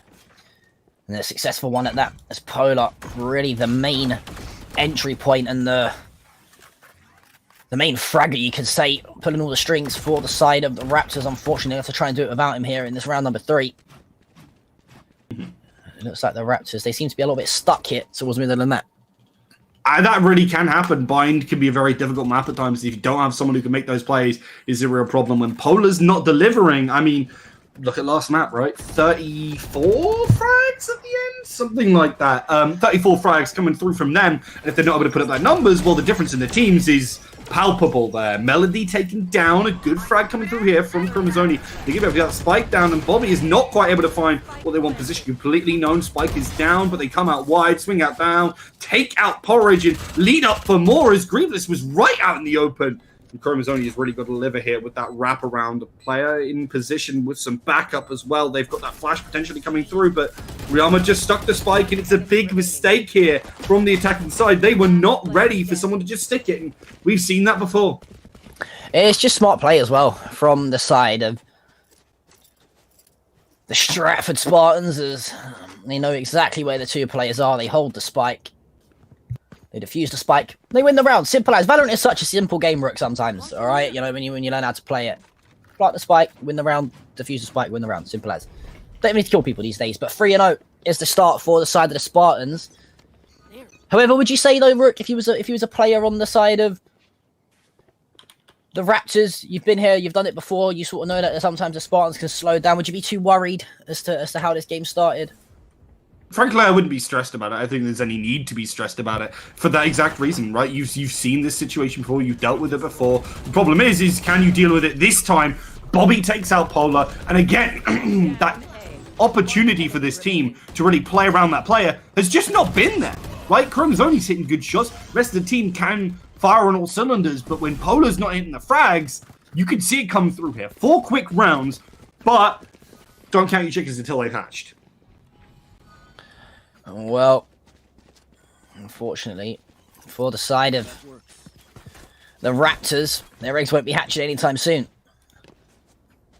But this was the scoreline when we saw map number 1 start to change, correct, Rook? It was 4 up for the Spartans, and then it was the Raptors who just clawed their way back into the game. Looking to do the same here in map number 2. Yeah, and looking to make a splash and really buck the trend. I think they really don't want to have to cede control because on this defense, you can really rack up a lot of rounds. We're seeing that right now. The Econ in position, but Porridge finds that first frag. And this is much more akin to what we saw when this team was firing on all cylinders, when everybody was fragging. Sure, not as evenly as before, but if Polar's not fragging, they need these players to be able to deliver. Polar's forced back. He's not able to make that push yet again, but the push comes through from short in quick order here. Chromosome holding the angle, wins the duel, and this is so much better for them. When they don't rely on Polar, it's much more comfortable a position. In fact, Sammy will push in, take down Rudy Boy, and bring it back to even Stevens with some backers from Tiny here, but Polar holds the angle, brings them the space they need. 8 shots in the rifle. That should be more than enough. With Tiny gone, there's only one left remaining, and Bobby has to push into a very difficult position here, but will absolutely try. They've got so much economy to work with. They're not even remotely worried about this one. As 3 players now converge on that position, Bobby needs to be ready for it. Doesn't expect to play on left, does check for them and loses the duel as Polar ducks underneath his bullets. I was about to say, fortunately for him, he has got one, or for Bobby, they've actually got one player that was quite low on the other side of the Raptors, but the time into perfection comes through, and Polar, well, you say finally they're starting to not rely on him. It's the likes of Porridge and Chromosome who are finding the entrance points. When you can not so heavily rely on your main man and your key player, it really allows you to, up that level and take your next step as a team, because you're not so, worried on a hard carry and making sure one player has to pop off. But got to look at the likes of Grievous and Rudy as well, though. 1 of 5 at the moment after the first 5 rounds. They need to try and keep stepping up for their squad here, or it could be a long day in the office for them here, and a sunny one at that on Bind. Good indeed. I mean, they managed to clear him out of hooker, and now they're feeling the full weight of the sun and bullets on their back as Melody sets up that flash to buy themselves a little bit of space, a little bit of time. As you see that rotate really posing right now on the A site, but the push through is denied by Bobby, Melody, and Sammy as they all deliver those frags, and what looked like an opportunity was entirely denied. The null command as well, shutting down any access to that utility, and as a result it was just an open firing line for these remaining players, and that rotate didn't even need to come through from the A side. And this isn't the Raptors that we saw in map number 2 already. In map number 1, sorry, they looked very, very sloppy and unorganized. When they went on the string of round wins in map number 1, it looked like they were really well drilled. They knew where they were going wrong and they knew what they needed to do to make it right. But at the moment, it just seems to not be clicking for them. And although Grievous can find the first, Tiny's there to trade it back. 5th on the board. Fantastic answer back here, though, from the side of the Spartans. Yeah, they do not miss a beat. Even if they drop a round here, they strike right on back, and their economy in terms of rifles is looking good as ever, and their ultimate economy is looking super pretty for them right now. Ryama's got access to that showstopper, obviously the orbital bombardment as well, but they're really close to 2 key ultimates in the tour de force, and the Nightfall. The Nightfall here for Tiny is so good, because that means they don't have to worry so much about having control of the site. They can just rotate off, drop the Nightfall, get so much info, and clear out the remaining members who might push forward. Tiny moves away from the flash, is in position to potentially catch something here, but the dog spots them out. They know what's coming as the Haunt goes on through the flank from Melody. Is beautiful here, but look at that play. They actually coordinated, but the Nightfall's even invested. They want this so bad. The showstopper doesn't find a thing. They try to catch once they do, and they catch Chromosome. The aggression here from the defending side is so good, and the Spartans, they do not move one step back. In fact, they take several steps forward and deny Polar as well. They are not ready for this kind of aggression, and this is so fantastic for Stratford. Yeah, triple from Tiny, and yeah, I mean, it was a big investment on the ult part, though, for the side of the Spartans. The showstopper, I believe, was invested, as well as the Nightfall. But either way, though, they get the job done, secure the round, and it's 6 on the board here for the side of the Spartans. And where have the Raptors gone, Rook? So they've not even showed up here for map number 2, to say the least. They're still back on Haven, living in a dreamland. What's gone wrong for the side of the Raptors here so far, Rook? It's been a real cagey start from them. It really has been. They felt like they had a chance to kind of open it up with that one round they found in round 5, but even that wasn't enough. And Polar's jumps, I mean, anemic as this team feels right now. As I say that, a shot of adrenaline right to the arm right there from Chromosome as they take down 2. Almost they catch another with these frenzies, and these pistols are working for them. Polar even upgrades. It's just Ryama pushing out versus Story. And, well, There was the answer. That's what was missing from the side of the Spartans. They just needed an eco round, Rook. That's all it was. Nice and simple stuff. Just get a frenzy or a classic in hand, right click, go pure. And all of a sudden, you win a round, apparently. And, well, for the side of the Raptors, they need to try and take that momentum on here. They can't really afford on a map like Bind as well that, you know, yes, okay, you can sometimes consider it defensively heavy, but there's so many ways that you can win attacking rounds here on Bind. You can't really afford to go in at, you know, 8-4 down or 9-3, 10-2, of course. A nightmare scenario they find themselves in. You can't afford to throw too many more rounds away because the Spartans, we've seen it for in map number 1, if they get an inch, sometimes they can take an inch or two. I won't quite say a yard because they make a few mistakes every now and then, but they can definitely punish you. You absolutely can. But we've seen the previous halves go 6-6. Could easily see that leaving back up. They've got access to a couple of ultimates, and as you said, it's very difficult to deny the attacking side from taking a couple of rounds here because those ultimates can be so effective here. Grieveless, however, just blunders through here. Easy frag for Melody, and that's the spike as well. And that means the entire plans of this team have been scuppered. Now you're going to push on in. Porridge isn't even properly ready. He's going to push right on into it and into the waiting arms of Melody there. He's going to get even more for their team. Peeks out wide. Tries to win the duel versus Polar, but they do actually manage to strike back, and what looked like a scuppering is instead a chance for them to stand up. But Tiny holds down the fort, does not give them a way back into this one. But the Prowler tracks where a couple of these players are. They're going to have to come back towards this. 30 seconds on the clock now. And holding that kind of crossfire, they will be able to fight them 1 versus 1 as Chroma's only starts to move on forward. Position now known for at least some of these players, as Sammy's known and Tiny is gone. Polar is entirely ready for that potential push out. Sammy, however, denies and is ready, but Polar still wins the duel, pushes right through the molly and nets their team around and maybe, just maybe, gets a reversal of fortune. Yeah, can we get a VOD review on the executes of this Raptor side, because I would be absolutely furious if I was a part of their lineup as to the fact that 3 players have not even checked a simple corner or shifted an angle. They've just run straight into corners and not even checked defaults. And that's shocking from the side of the Raptors, but unfortunately for the side of the Spartans, it doesn't pay dividend, as they do manage to win the round regardless anyway. But here comes the Raptors once again. Able to strike 8 no thing, doesn't actually manage to find anything other than a little bit of information about that short, but a frag from Polar is more than enough to set you ahead, and we've seen that many a time there with that 34 frags at the previous map. Certainly keeping an eye on them. The Viper's pick comes in, they get control of the site, and this is what I was talking about, right, with the ultimates. If you invest them, you can just get the rounds anyway. It really does not matter. Viper keeping back, not the one planting a spike, very sensible here so they don't lose if they get shot, but Polar manages to trade 1 for 1 back and forth, and the numbers advantage can become more difficult to kind of mitigate when you've got the inside of that Viper's pit, which can be such a problem. Half smoked, half awake, Sammy lands a shot into Chroma's only that is just what the doctor ordered, but as they try to push it further, Rudy does deny, and Bobby and the gang, they've got to push into this Viper's pit. It's going to be easier said than done. Grieveless was waiting right on the spike, and the rest of them just can't make a dent. 6-4, we could easily see a split half again. Yeah, quite easily, and it's about time that the Raptors woke up and, well, awaken from their slumber. They've done indeed, because they've come back with a flurry of rounds.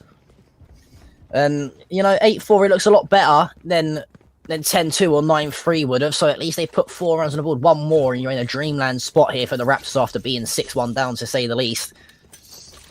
Has it been a little bit of complacency, maybe? Could be the question, and the phrase and term that comes to mind here while describing the Spartans in map number 2. They've took their foot off the gas ever so slightly, it seems. It really does feel like it, and we saw that in the previous map. Both of these teams feeling like they're in control, making a slip up, and players like Sammy just taking them for a loop there with 2 clean sprays through there to just net so much for the team. And now with no access to one of those big controllers and no initiator as well, who's going to be the one to flash? Who's going to be the one to set you up to win those duels? Well, it's just going to have to be raw aim to really do it. And with a judge waiting around the corner from Ryama, you have to be a little bit worried, especially because that number advantage is becoming even more for the Stratford Spartans. Going to jump up on top. Ryama is holding the angle. They got to check for it, but the Tour de Force denies. And 7-4, it's not going to be a 6-6 half at all. Half win guaranteed for the side of the Spartans. But again, like I said, if you can put the fifth on the board for the side of the Raptors, it's not a bad job at all. I think that was the score in the halfway stage of the last map, if I'm correct, 7-5. So, you know, if you can't win the half or draw it, you do damage limitation to say the least. And they have got the tour de force, they've got the showstopper to work with as well. But 3 big ults are available for the side of the Spartans. You want to play? Let's play. Question is how to use Tour de Force comes out from the Raptors. They've got access to an ultimate of their own, but it's more of those playmaking ones in terms of the Tour de Force and the Showstopper. They don't have some of the ones to kind of redouble their efforts when they've got control of the site here. The Rocket's going to come on through, doesn't land onto anything. Polar just makes the space, and unfortunately doesn't even make much of that as the the remaining shots just come right on through. You see the orbital bombardment, you see the Nightfall, you see the shots come through. It's 2 versus 3/4. I mean, you're not going to be able to get back that. Oh no! Bobby holds it down and manages to leave it in 1 versus 2 now, as Rudy Boy has full access to their health bar, but not much else. And access to a flash, maybe 2 in just a little bit, but is really going to have to redouble their efforts because that spike is not in their hands. And you can see Ryama very happily just holding this angle, not messing about, not giving a chance over. Importantly, they're not holding the cross, and Ryama is actually open to the position which Rudy is pushing right now. This could be such a big opportunity. Rudy checks it with their body, ready for the opportunity. Sees the shot, lands it indeed. 72 HP left on them. Has access to the flash, which is going to go deep. They're ready for it. They saw the body, but they didn't recognize it. He's on the left, and he's going to be able to find it if Rudy Boy is ready. Does actually manage to take down Bobby. And that is so big for them. 7-5 half ain't bad at all. Oh, I mean, for a second I thought Rudy didn't see the left shoulder peak of the chamber, but again, though, I don't understand the hold from the Spartans. They knew exactly the information as to where the Sky was on long. All you got to do is have the chamber hold long over towards Garda, make sure that he can't shift up long and onto the site, and then just have Rayama sat nice and comfortably, just holding towards mid. Or in towards hooker, and it's as simple as that, and you win the round. But no, they both hold the exact same angle, and it costs them dearly. And from what could have been a 8-4 half is now a 7-5 half in favour of the side of the Spartans. So the Raptors, I don't think they'll be too worried at the fact that they're 2 rounds down. They win the pistol, they convert the buy round, and all of a sudden you're even Stevens here at 7 apiece. Indeed, indeed. And we've seen how these teams can take advantages and push them to a massive string of rounds, 6 or 4 or however many you can get out of it. They will absolutely take it there. Ryama waiting for a chance to push through with the rest of their team, but that slow gives them a little bit of reprieve here for Grieveless. But it's that nade from Polo, which is oh so big. They just drop in, take him down, but keep an eye on Bobby, who's just about able to keep alive as they move back that teleport and start to look for a chance to play on forward. Grieveless, I really like this molly coming on through, buying yourself that little bit of space as the rest of the players are potentially waiting above. You can see that Melody is looking for a chance to peek on out here, get some damage, but not quite the kill. Polar is cracked on the sticks, will not lose those to flash hitting Bobby. I think the teleport away is absolutely the right choice. Don't think they have access. No, they don't have the spike. So this is going to be very difficult for them. Tough task, to say the least. 4v1, spikes down in the middle of B site. How can the side of the Raptors, though, get themselves into this game? It looks like they've done so to win the 6th round and the first of this half. Is it about just continuing the momentum off the back of the end of that first half into the second here, Rook?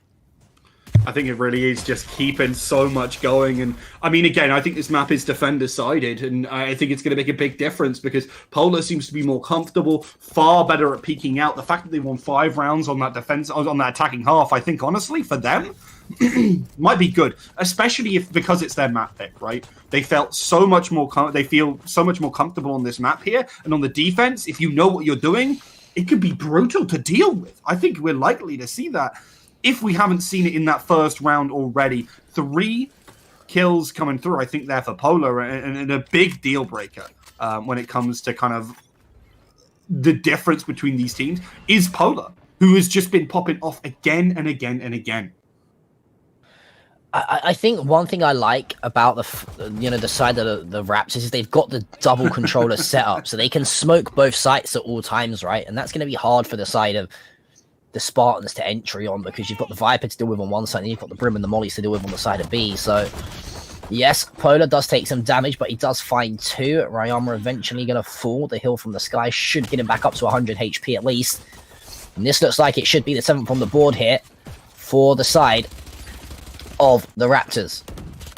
I love the comfort as well that we have for Polar to be able to go and say, okay, I'm going to bring out this Vandal in these rounds, just win the duels because I am better, especially when I have that better weapon. It's almost impossible for me to lose. I won't die with that one. You see that Porridge actually managed to take down Tiny with the Viper's Bite, and Polar gets another 3k.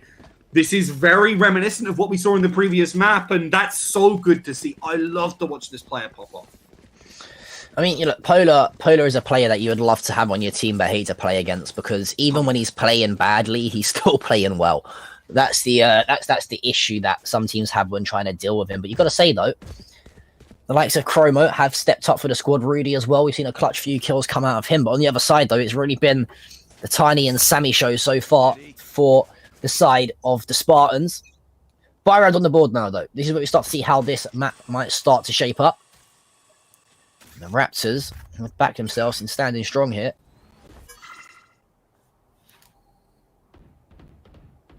Would be a big opportunity for him to finally make that splash right on back. Rifle in hand of Melody and pushing forward pretty aggressively here out into the open. They know where Porridge is now. Porridge starts to slip away, wants to play those close quarters combat, but Sammy's back up. Porridge is not able to make it out of that one. This is the big kind of opportunity we're looking for as Rudy Boy pushed up aggressive, but does manage to make it out. The flash gives him the space, and look who's starting to turn up on that scoreboard. Polar Q9, or yet again finds a frag, denies that push deep into the site, and now communicates to their team that it's so much easier for them to push. Rudy Boy is waiting in the wings. This is going to be such a good spray down if they use that patience effectively. As they start to move on the site, Polar again finds that frag, buys so much more. The showstopper goes deep, picks up another, and look at that. Rihama takes him out, but there's 3 players there. Bobby is trying desperately to keep alive and find themselves a chance, but with all these players starting to close in on those angles, this could be easier said than done, as now we're looking at it, and it went from 7. It was it 6-0? I think at one point. 6-1 at one point. Coming through, just converted into this position where now they're in charge. Yeah, and again, it's just great team play. Yes, okay, cool. Yes, Polar got a triple. However, you know, it was the patient play from Rudy to push through and find the frag, and it was a mistake from the side of Spartans. I can't remember what player it was, but they got control of a site. It might have been Melody, and tried to push CT to find some more frags, but ran straight into Polar Q. So, 4 unanswered rounds here in favor of the Raptors, and the Spartans, they seem to have run out of ideas here, Rook Online. I have indeed. You can see that they're looking for a way to get in, but with Bobby falling like that to Chromazoni,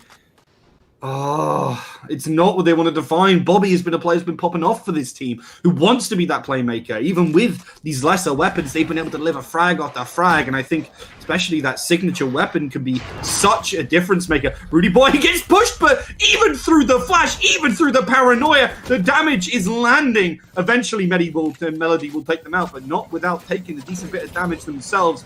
Knife finds a little bit of information, then maybe to look for that try and plant, but Porridge is waiting there, even takes down all comers. The player who pushes through Melody will be singing a different tune after that one.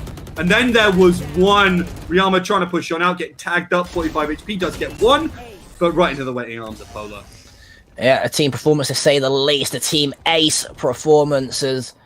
Well, you got to say, for the side of the Raptors, they've come alive here so far on Bind, and maybe they're just slow burners and slow starters. It seemed like that was the case on map number 1, and map number 2 here is exactly the same. And it all comes down to, you know, just patience, trusting your teammates, knowing exactly where to set yourself up and how to counter anything that comes back the other way. And now we're really starting to ask questions here of Spartans, and we'll see how much of a good squad they can be. It will indeed. It's when teams are down, that's when you see just how good they can be. I mean, sure, unless they're stomping everyone, you really need to be able to see the mettle of a team when they are pushed to the brink here. And they're not quite there yet, but if they don't do anything, if they don't really put themselves into gear, they're going to find themselves just there. But Sammy, delivering that frag, finding themselves an opportunity, and bringing them the site right now, trying to push through aggressively, were they? But Rudy denies. They push up again on those flanks, and it's looking like such a problem for them. Every time these flanks, players like Polar get opportunities for this team. And now with the flashes as well, they're going to be able to move out even more. Oh, Rudy denied. This is so good for Stratford Spartans as they are winning out these duels. A little bit of backup means that Sammy doesn't find all too much, but with Polar falling, that was the go sign. I mean, it's a very, very good hold from the Raptors. To be totally honest with you, they played the crossfires perfectly. They knew exactly where the retake was going to come from, and I think that's what they were missing. To be totally honest with you, in the first few rounds on their attacking half, they were getting onto the site very well, but they just couldn't convert and follow the round through. But they do put the 8th on the board finally and break that momentum. They have got a few ults to work with now too.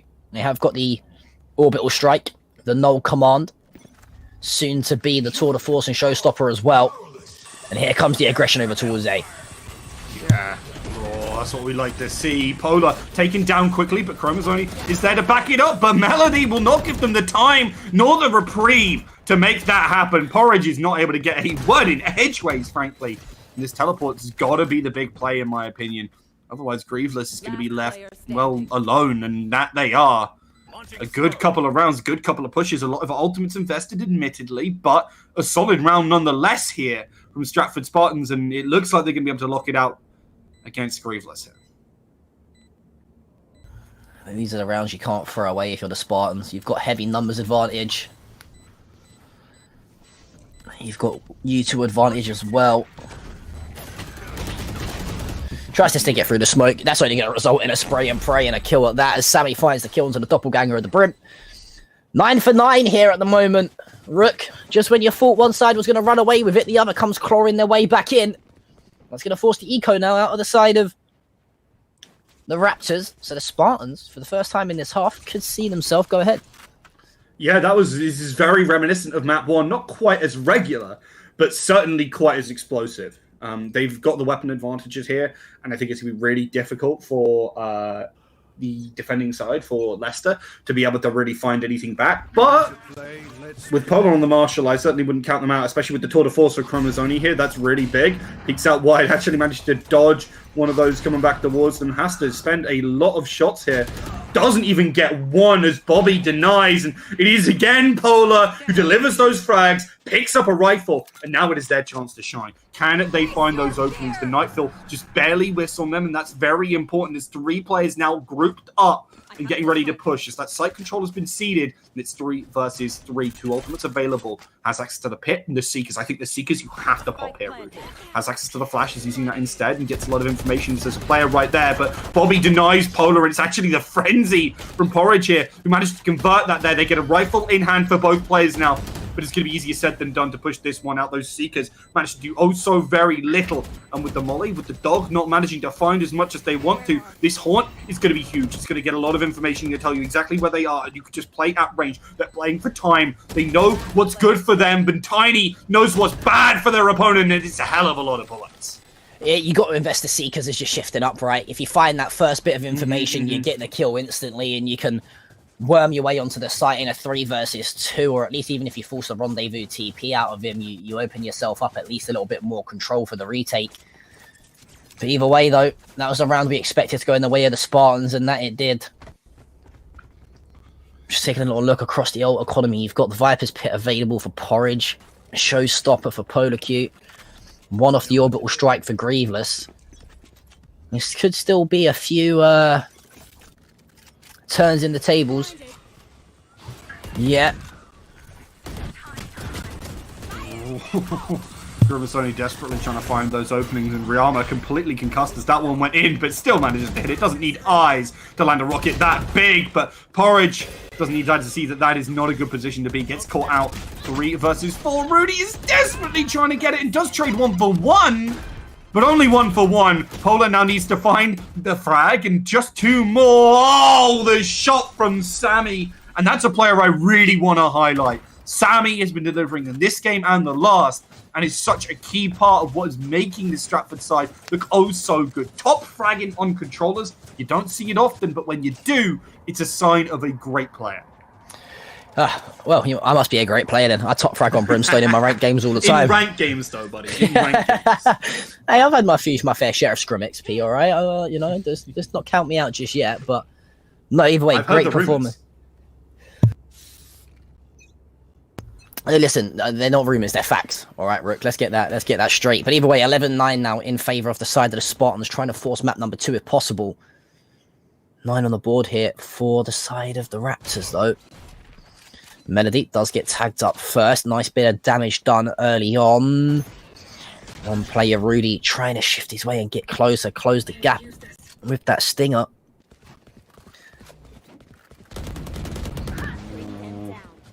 Rudy boy taken down again, and that player advantage just seems to constantly creep up in favor of Stratford here. Melody getting some good damage on themselves, but they still managed to set their team ahead. 3 of ultimates available for the defending side right now, but Polar pushes out into the opening, gets taken down, and now it's only 2. But with a good usage of the Viper's Bite here, they bought themselves some time. Can they find themselves some frags? Well, Chromazoni will do just that, but the rest of the team cannot right now, and they're in the wrong place at the wrong time. Stratford Spartans, they've got 3 of them, and they've got control of this B side. They got the orbital strike as well for the afterplant, Molly in hand for the Brim as well. So it's going to be a tough task, to say the least, for the side of the Raptors to get themselves back into this. Right here. But don't count them out. Never say never. Indeed. You can see that they can really hold this one down. Wants to try and land a shot. Tiny doesn't quite make it. Porridge starting to push forward. That bite could be so big in terms of its positioning. It knows this place pushing off. But you can see Sammy waiting there with the orbital strike. Doesn't even need to push out. Does push out though, and oh my god, gets the 4th kill of the round. It's match point. And not what I expected to kind of see, especially with the way this half started. I predicted it would happen, but it wasn't Riyama who stepped up. It's Sammy who continued to deliver. The rest of this team has managed to really show us what for, and even though Riyama hasn't found the frags, they have found a lot of space in their team, and that's a big portion of what makes this work. Just trying to take a little look to see how the side of the Raptors can get themselves back into it. I've got to say, the Viper's Pit probably has to be invested early on towards A hit. That's going to be the push shutdown and forcing over towards that B side. I would like to have seen those players, though, in Hooker try and almost a boa constrictor like, if we're talking about Vipers, squeeze them over towards that A site and into all short. At the moment, they're still giving a little bit too much control here for the side of the Spartans. They are going to worm their way over towards the B site, though, so the patience could pay off. Showstopper available in the hands of Polar Q. Was holding a position that hasn't really been held so far in this game. Traditionally, a bit more of the cheesy angle, and people do normally check it, but could have gotten away with it. Could have delivered. The orbital bombardment is coming on through potentially, but the rocket and taking down Melody as well. Grievous is waiting right here. Really wants to desperately deal with that one, but Sammy managed to get that refrag and teleports right away. They want to get that resurrect, and they do indeed. Managed to get Melody back up, and they aren't even tagged as they leave. This is so big for them. They've still got 3 players rather than just 2, and this means they can start to make this A site really work for them. Look at the Viper, though, coming down with those walls, really looking to dice up this site. They want to try and push on through. Rudy Boy is going to be able to spot out at least one of those players. Now knows where they are, as the concuss is a little bit much for them. And, well, Porridge does fall, but trades 1-for-1. That's perfectly fine with Polar waiting on the other side. Around in the bank. It's not over just yet, ladies and gentlemen, as it will be the round going the way of the Leicester Raptors. And they will not give up. They will put up a dogged defense. Yeah, that was a huge round, and it come off the fact of Porridge's patience in his Viper Pit towards A as well for the rotation. So credit where credit is due. We've not spoken much about them so far, but that 1 kill as well is just keep the numbers in advantage on the KO to shut down the Null Command, which is huge. Now though, Seeker's nearly available. Orbital Strike 2. This is not over yet for the Raptors. The Spartans can't think they've won the game just yet. Yeah, I mean, you see what happens when they were resting on their laurels in previous maps, and it sucks to see that they weren't able to pick up map 1 with the way they've been playing here. It's been really impressive, but we're seeing players like Polar yet again come to the fore and just be so fantastic with hitting these shots. A great entry fragger for the team in a great way to try and set themselves ahead here. Forage under a lot of pressure, but importantly doesn't go down. Manages to hold out for a little bit for their team. A little bit left bamboozle, but still manages to find 1 and almost 2 for their team. Trades 1 for 1. The attacking side is yet again sent packing. They're going to look for that rotate. They're going to look for that teleport. As soon as you hear that, you know they're going to start moving. They've got to move back towards it. The Rays and the Sky are going to make their move, but Chromazoni is still holding this angle, posted up so far forward, wants to hit that shot, and I think maybe hit a leg. They tried to hit something, but it didn't quite come through. It's Rudy Boy with the backup that's more than enough. Sammy wants to try and contest, but it's 12-11, and they keep on keeping on. Yeah, and they do use both ults, though. The Seeker and the Orbital Strike both invested to keep them off of that B site. Now you talk about ult economy, you've got the Orbital Strike and the Nightfall available for the side of the Spartans, so you'd like to think they'd probably use that to entry to try and gain the info off the Nightfall and then try and isolate one with the Orbital Strike. For the side of the Raptors, though, they know if they can force overtime here, they've got the Spartans exactly where they want them. Of course, the Raptors only needing 1 map here to secure themselves a 2-0 series win. The Spartans trying to force that 3rd map. All important final round. Reminder, guys, it's not win by 2 due to the rules of the long here, so this could end in a flash. Even if we go to overtime here, it could be a massive difference. Lee wants to try and get the spray, wants to try and find the round. Rialma gets that shot in and manages to find a second here, really making a splash with this judge here. Is even going to be able to get the plant down. They've got access to 2 ultimates and is really looking to stop the show. Rialma wants to prevent this push in any way possible, and a massive rocket will do just that. Wants to try and find a good angle to try and send it down, but doesn't quite land on anything. It's the paint shells that are going to provide that little bit of a refuge from the push that's going to be coming on in. Chromazoni swapping on over to that rifle. I think this is such a good shout, but with Sammy hitting shots like that, that's exactly what they need. Keep an eye on Polar, though. They are that star player right now. Could easily take down Rialma if they step up, but time is ticking away. Rialma and Polar, neither of them see each other, but Chromazoni is hitting the shots and trying to lead on forward now. The orbital bombardment is going to come through from Sammy, but look who's stepping up. Unfortunately for them, it's not enough, and it's 13-11. Stratford Spartans take us to map 3. Yeah, map 3 indeed. Just when you think the Spartans are down, they're certainly not out, to say the least. And honestly, this is why we love Valorant, right? It's the gift that keeps on giving. You can never tell when a team are going to have what it takes to get themselves back into the game, or if they can just clutch up and win the map. But well, this series is not over yet, to say the least. Though, what a performance from the Spartans to hang in there. Yeah, it really was, and I think you could see it on the scoreboard. If you guys are not sure quite what you can, you can see our beautiful faces. The scoreboard really came on through on the first blood. You look at the defending, at Stratford Spartans, and they had, I believe, I'm trying to do the maths again in my head. They had 15 of them, where there were only 9 towards the opposing side. And that is such a big difference maker in terms of number of rounds you can take home, because from there, they're really able to push forward. And I think a big part of that as well is, especially on the attacking side, they were constantly getting Polar. Polar was not able to make that kind of offense happen. And moving on to Breeze, I'm interested to see how that's going to go. Yeah, well, speaking of Breeze, we will have that coming up after another short break in just a few moments' time. Actually, we're not going to go to a break, because I think the players are going to get themselves lock and loaded, ready to head straight into Breeze sooner rather than later, which is great for us and great for you guys. I hope we get to see more Valorant straight away, to say this. But Breeze, it's a map that plays a little bit similarly to Haven. One thing on Breeze that is vital is having control of the middle of the map. Out of the 2 sides, who has been a little bit more consistent in terms of team play, would you like to say so far? It's a tough one to separate. It really is. I think it would be Stratford for me, though, right? They've been playing a lot more around each other. They've been getting those early frags, and they've been refragging as well, which is so darn important. I think this map is definitely going to have that as a key part if they're able to play together. I think the problem which they could face is in the operator department. Bobby has been really impressive, don't get me wrong, and Sammy can certainly hit some of those shots, but I think with the way Polar has been playing on that operator, if they get hands on it on the defensive side, Breeze is going to look like a bloodbath, at least in some of those rounds.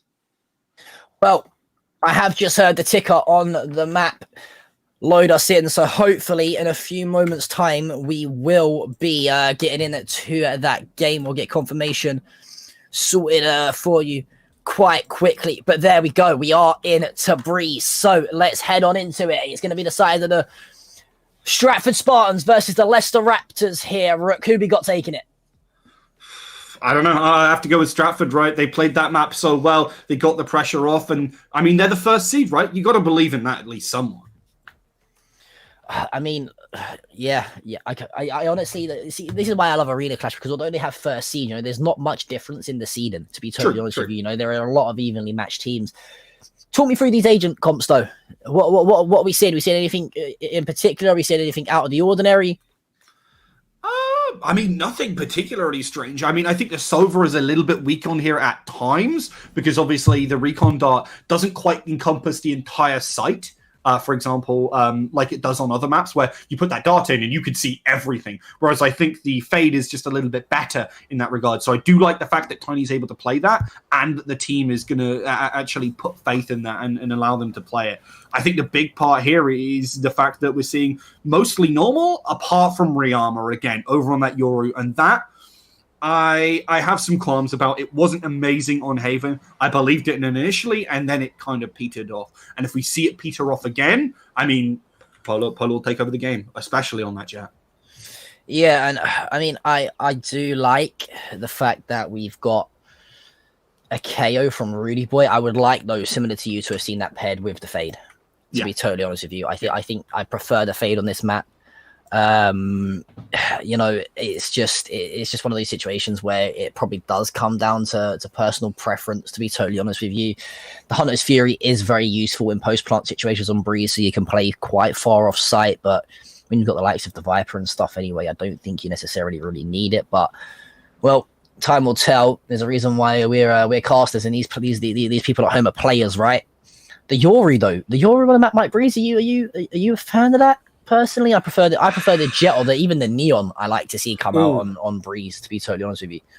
I am a sucker for Neon this map. I think she's so cool to see. I love it when teams experiment with her, especially with the ability she has to really take over control of the map.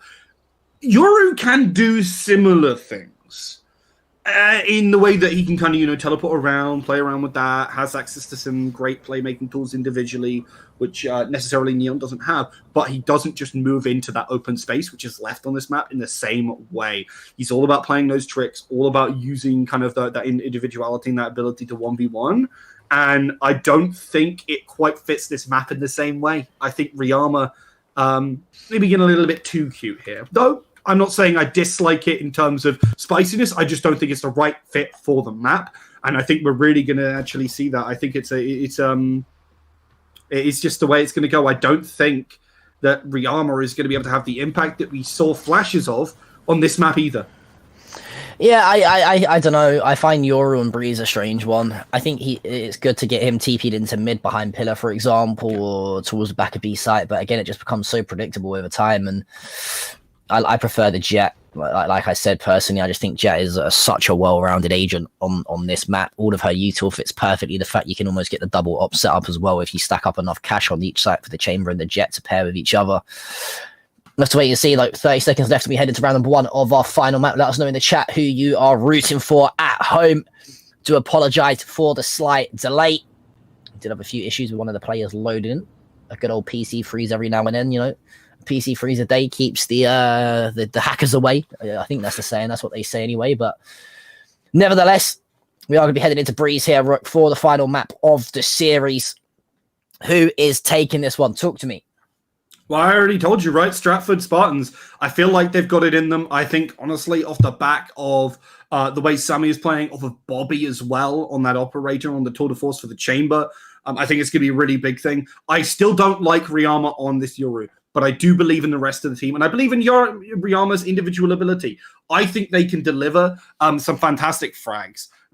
That is with the caveat that Polo doesn't pop off, right? And we saw in the previous map that doesn't always happen. It is not always the be-all, end-all. Polo is not the final arbiter of these games every time, because I think even in the last one, I don't quite have the numbers. But yeah, I mean, even number of frags in terms of kills with Polar. That's the kind of big part of it.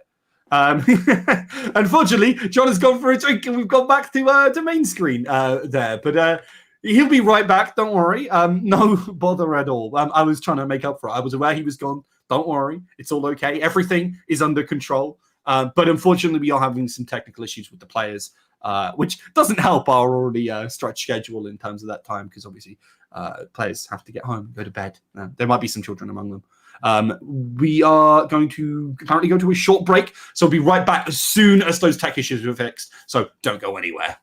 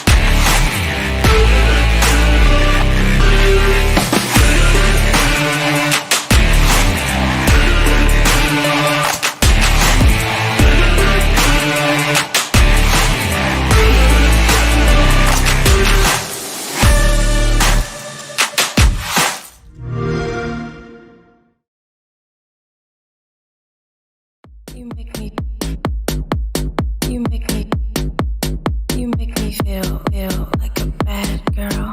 You make me feel like a bad girl.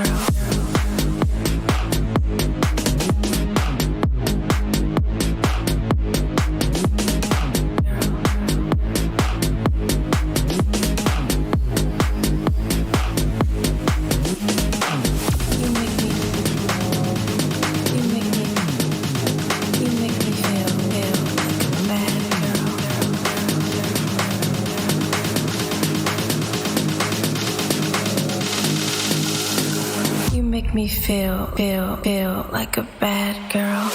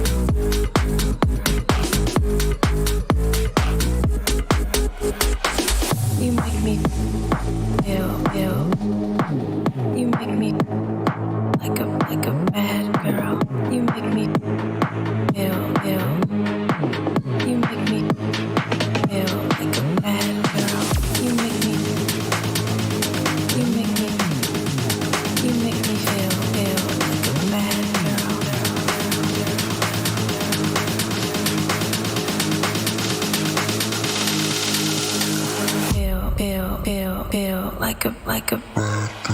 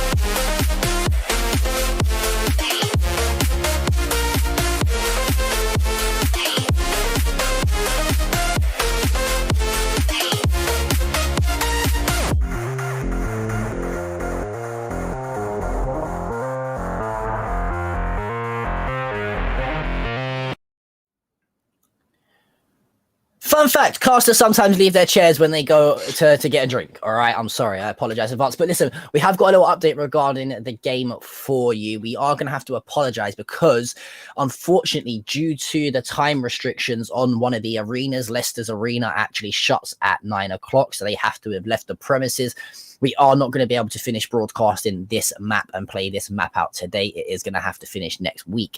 So unfortunately, we will try and get those results for you guys next week.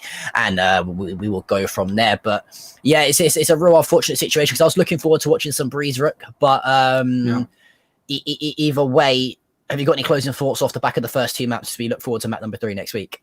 Oh, honestly, I'm sad we won't get to see it today. I think it'll be a real banger and definitely one to check up on. And I mean, obviously, we're not going to be streaming next week, Valorant, checking for Overwatch, but the week after, hopefully, we'll get to see these teams play again because this might have been a snapshot of the finals. Yeah, it's a very, very tight series to say the least. But either way, I appreciate everyone hanging out in the stream and sticking by us here whilst we dealt with the issue was we had a tech issue in the game that hasn't been resolved yet and has only just recently been resolved. And listen, if you guys know Breeze, you're not going to finish a game of Breeze for a full best of 3 series in 15 minutes. So yeah, we do apologize. But I think we are going to be wrapping things up here for tonight on the stream. So again, thank you for staying with us. We do appreciate it. Myself, John P, and from Rook, we appreciate you guys hanging out. And we will see you guys next week here on Wednesday for Overwatch. But me and Rook will see you guys in 2 weeks for some more Valorant. So stay safe, stay one tapping, and we'll see you guys next time.